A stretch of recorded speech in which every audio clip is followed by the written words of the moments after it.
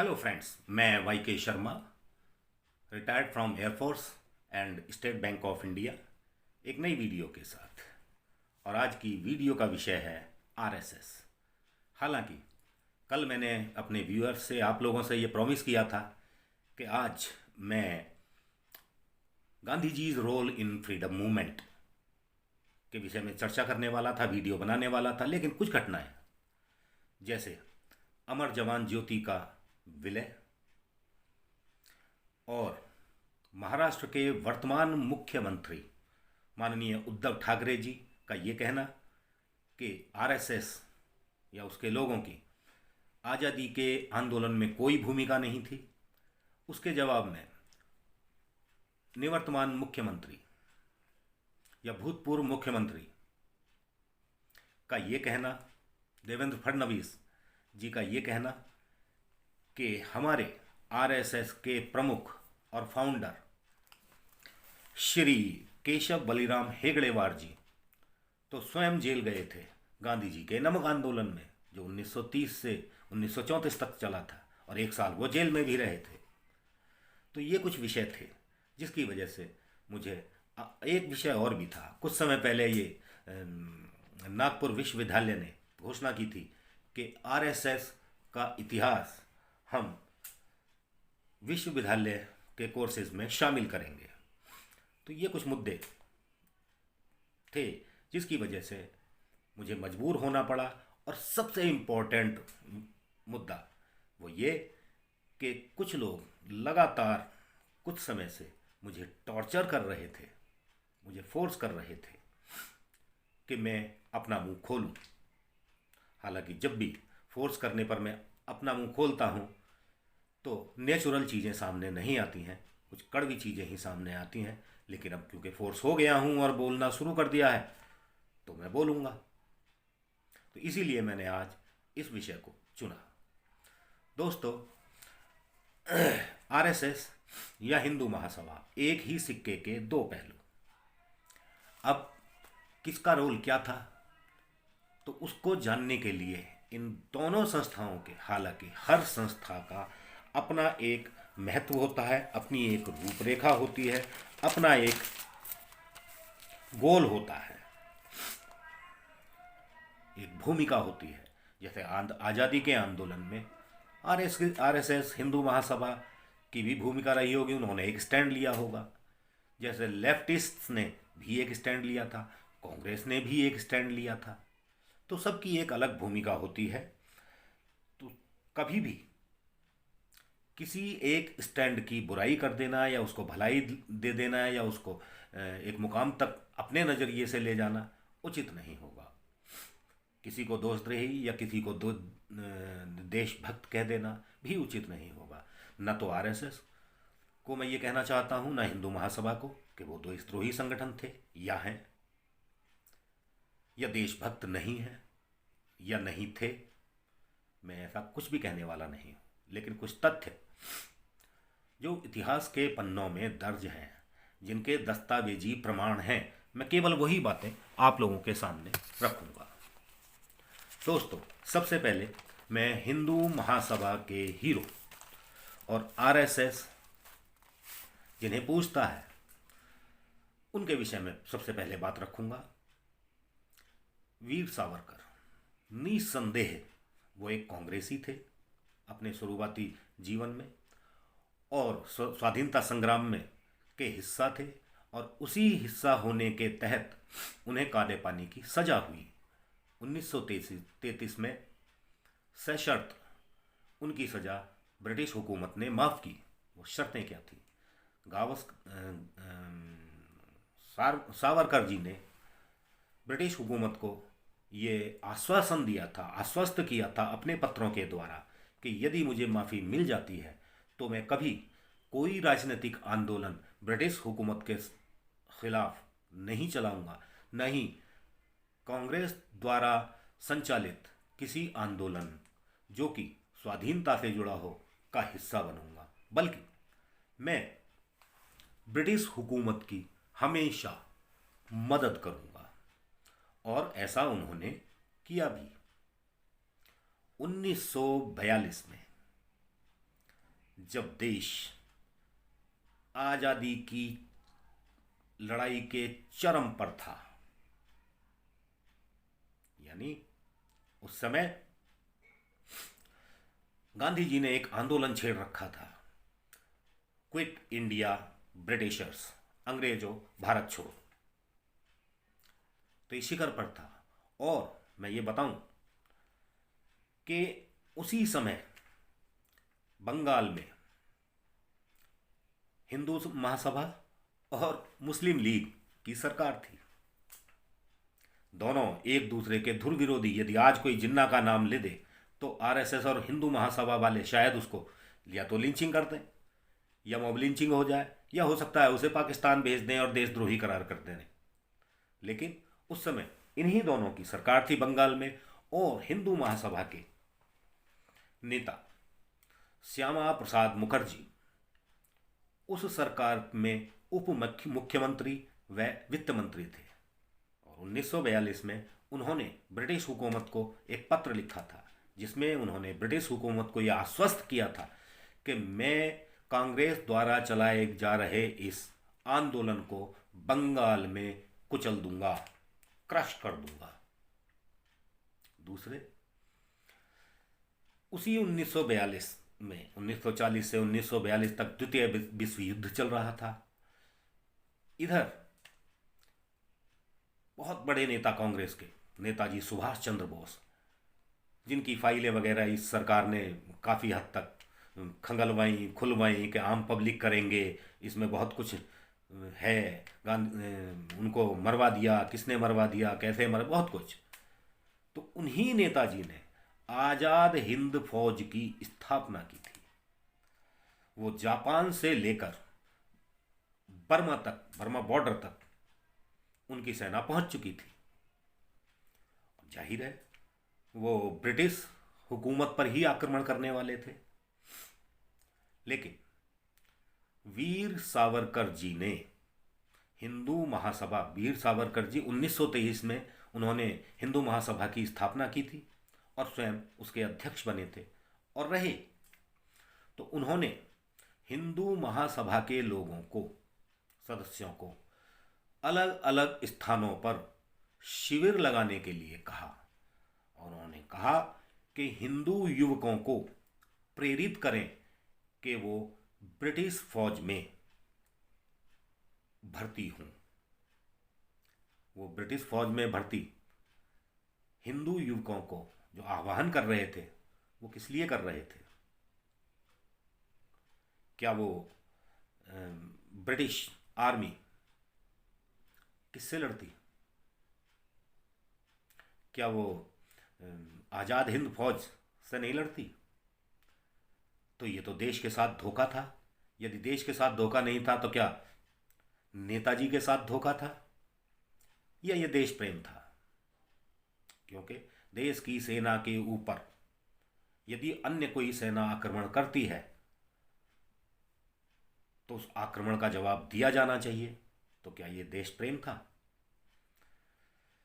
ये थी वीर सावरकर जी की कहानी। हालांकि वीर सावरकर जी की कहानियां और भी हैं, आगे चर्चा करेंगे। अब आते हैं केशव बलिराम हेगड़ेवार जी, फाउंडर ऑफ आरएसएस। 1925 में उन्होंने, वो भी कांग्रेसी थे, लेकिन उन्होंने कांग्रेस छोड़कर 1925 में इन्होंने 1923 में हिंदू महासभा की स्थापना की, और हेगड़ेवार जी ने 1925 में आरएसएस की स्थापना की। 1923 से गांधी जी ने नमक आंदोलन चलाया, जिसके लिए उन्होंने माननीय केशव बलिराम हेगड़ेवार जी को भी आमंत्रित किया कि आइए आप भी इस आंदोलन में शामिल होइए। हेगड़ेवार साहब ने आंदोलन में शामिल होने के लिए स्पष्ट मना कर दिया कि आरएसएस का कोई भी स्वयंसेवक या पदाधिकारी इस आंदोलन का हिस्सा नहीं बनेगा। हाँ, ये उन्होंने कहा कि व्यक्तिगत रूप में कोई भी इस आंदोलन का हिस्सा बन सकता है और वो स्वयं भी उस आंदोलन का हिस्सा बने। लेकिन हिस्सा बनने से पहले उन्होंने आरएसएस प्रमुख का पद छोड़कर अपने मित्र मिस्टर परांजपे को आरएसएस प्रमुख बनाया और उस आंदोलन का हिस्सा बने। 1 साल तक वो मुंबई की यरवदा जेल में अन्य लोगों के साथ, जैसे महात्मा गांधी, पंडित जवाहरलाल नेहरू, सरदार पटेल और मुस्लिम लीग के नेता, जिनका नाम आज कोई भी आरएसएस या हिंदू महासभा या बीजेपी का आदमी सुनना नहीं चाहता है, लेना नहीं चाहता है, तो मुस्लिम लीग के वही नेता मोहम्मद अली जिन्ना आदि के साथ ये वहाँ रहे। और वहाँ क्या क्या बातें 1 साल तक किन किन लोगों के बीच में, तब सभी बड़े नेताओं के बीच में हुई, ये कोई नहीं जानता है। लेकिन उद्देश्य यही था, क्योंकि ब्रिटिश, ये आरएसएस हो या हिंदू महासभा, ये कई बार कई पत्रों में ब्रिटिश हुकूमत को सपोर्ट कर चुके थे और ये कह चुके थे हम ब्रिटिश हुकूमत के खिलाफ नहीं हैं। तो क्या ये ब्रिटिश हुकूमत के जासूस बनकर गए थे? क्या कांग्रेस के जो फ्रीडम मूवमेंट था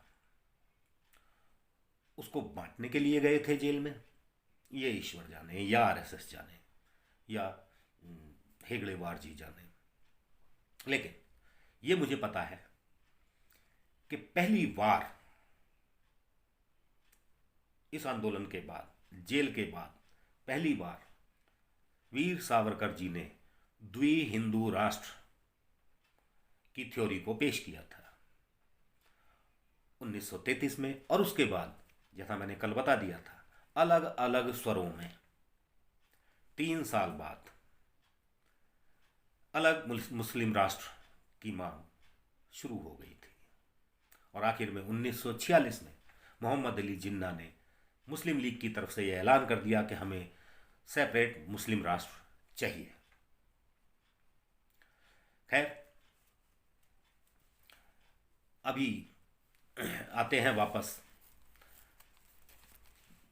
उनके दूसरे अध्यक्ष या प्रमुख आरएसएस के गोलवलकर जी।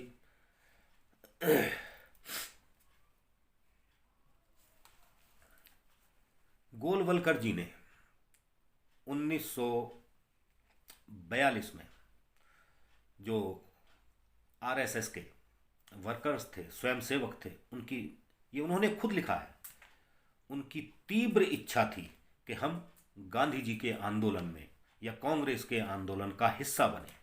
लेकिन गोलवलकर जी ने उन्हें इस बात की अनुमति नहीं दी, शामिल नहीं होने दिया। उन्होंने ये स्पष्ट कहा कि हम ब्रिटिश हुकूमत के खिलाफ नहीं हैं। 1942 में खुद ब्रिटिश हुकूमत ने इस बात को मुंबई के एक मेमो में कहा कि आरएसएस की भूमिका क्विट इंडिया मूवमेंट, भारत छोड़ो आंदोलन में शून्य थी। उन्होंने कांग्रेस को कोई सहयोग नहीं किया और उसके लिए ब्रिटिश हुकूमत उनकी आभारी है। साथ में 1947 में जब देश आजाद हुआ और तिरंगा बना, राष्ट्रीय ध्वज, तो उस समय उन्हीं गोलवलकर जी ने ये कहा था कि ये तिरंगा, इसमें 3 रंग हैं, इसमें 3 रंग हैं, 3 शब्द हैं, और 3 कभी भी अपशकुन का रूप में ही देखे जाते हैं। इन लोगों को, उनका इशारा शायद गांधी, नेहरू, सरदार पटेल आदि की तरफ रहा होगा कि इन लोगों को सत्ता या भाग्य के दांव से मिल तो गई है और शायद ये हम लोगों के हाथों में, हिंदुओं के हाथों में ये तिरंगा थमा भी दें, लेकिन हिंदू ना तो कभी इसका सम्मान कर पाएगा, ना ही कभी इसे अपना सकेगा। और वही हुआ भी। आजादी के 52 वर्ष बाद तक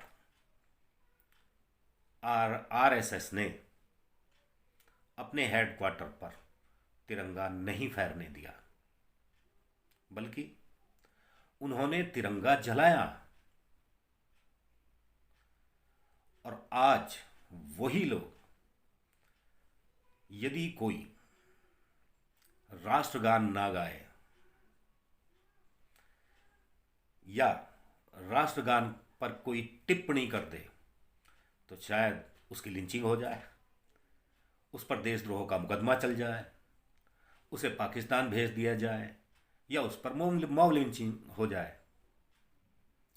तो आज वो राष्ट्रभक्त हम लोगों को राष्ट्रभक्ति का सर्टिफिकेट दे रहे हैं। अजीब विडंबना है। दोस्तों, विषय बहुत लंबा है, लेकिन विषय को छोटा करता हूं, अपनी वाणी को यहीं विराम देता हूं। हालांकि गांधी जी की हत्या क्यों हुई, कैसे हुई, कौन लोग थे, हिंदू महासभा का क्या रोल था, आरएसएस का क्या रोल था, किसी को भी कोर्ट ने दोष मुक्त तो नहीं किया था। कुल 9 लोगों को दोषी बनाया गया था, अपराधी बनाया गया था, जिनमें से एक गवाह बन गए थे, दिगंबर रामचंद्र। और उन्हीं की गवाही पर हिंदू महासभा के अध्यक्ष वीर सावरकर जी को 8वां दोषी करार दिया गया था इस षड्यंत्र के लिए। यदि गांधी जी होते तो सैद्धांतिक रूप से वो राजनीति स्थापित करते, लेकिन ये किसी और दिन। अभी अपनी वाणी को विराम देता हूं, इस उम्मीद के साथ कि मेरे शब्द थोड़े तीखे हो सकते हैं, लेकिन उन लोगों के लिए जो हमारे वीर सिपाही थे, जिन लोगों ने कुर्बानियां दी, चंद्रशेखर आजाद, सरदार भगत सिंह, नेताजी सुभाष चंद्र बोस, महात्मा गांधी, जिन लोगों ने कुर्बानियां दी, पूरा जीवन लगा दिया, उन लोगों के लिए शायद ये श्रद्धांजलि हो। इसी के साथ अपनी वही पुरानी अपील, मेरा वीडियो यदि पसंद आया हो या ना पसंद आया हो तो इसे लाइक करें, डिसलाइक करें, सब्सक्राइब करें, कमेंट करें और बेल आइकन दबाएं।